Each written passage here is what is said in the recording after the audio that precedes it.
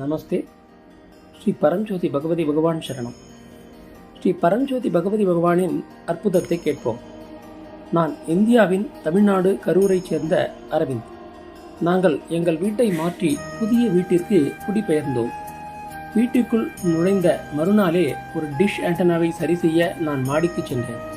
மொட்டை மாடிக்கு செல்லும் வழியில் ஒரு உயர் சக்தி மின்சார டிரான்ஸ்மிஷன் கம்பி மேலே சென்று கொண்டிருந்தது. அதை தொடாமல் மிகவும் கவனமாக கடந்தேன். பலத்த காற்று காரணமாக டிஷ் ஆண்டனா திடீரென மொட்டை மாடியில் இருந்து கீழே விழுந்தது.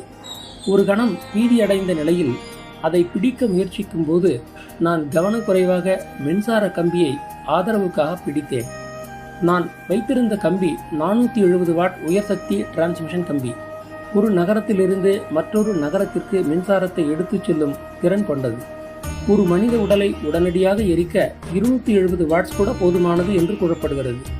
ஆனாலும் ஸ்ரீ பரஞ்சோதி பகவதி பகவானின் எல்லையற்ற கருணையால் என் உயிர் அற்புதமாக காப்பாற்றப்பட்டது. மேலும் கூர்மையான கண்ணாடி துண்டுகள் மற்றும் மரக்கழிவுகளை கொட்ட பயன்படுத்தப்பட்ட 15 அடி ஆழமான குழியில் 25 அடி உயரத்திலிருந்து விழுந்தேன். ஸ்ரீ பரஞ்சோதி பகவதி பகவானின் ரட்சண கவசத்தால் எனக்கு ஒரு காயம் கூட ஏற்படவில்லை. அத்தகைய பாதுகாப்பு தெய்வீக அருளால் மட்டுமே சாத்தியமாகும். பின்னர் ஸ்ரீ பரஞ்சோதி பகவதி பகவான் நான் எவ்வாறு காப்பாற்றப்பட்டேன் என்பதை ஒரு தரிசனத்தின் மூலம் எனக்கு காட்டினார். ஸ்ரீ பகவான் மின்சார கம்பியை பிடித்து என்னை காப்பாற்றி விபத்திலிருந்து என்னை பாதுகாத்ததை நான் தெளிவாக கண்டேன். ஜோதிடர்கள் பெரும்பாலும் என் ஜாதகம் ஒரு இறந்த மனிதனின் ஜாதகம் என்று கூறினார்கள்.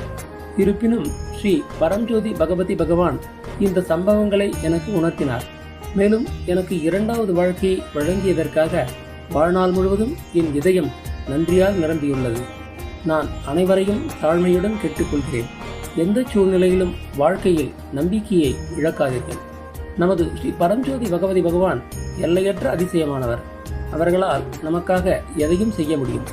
ஜெய் போலோ ஆபத் பாந்தவ ஸ்ரீ பரஞ்சோதி பகவதி பகவானுக்கு ஜெய்.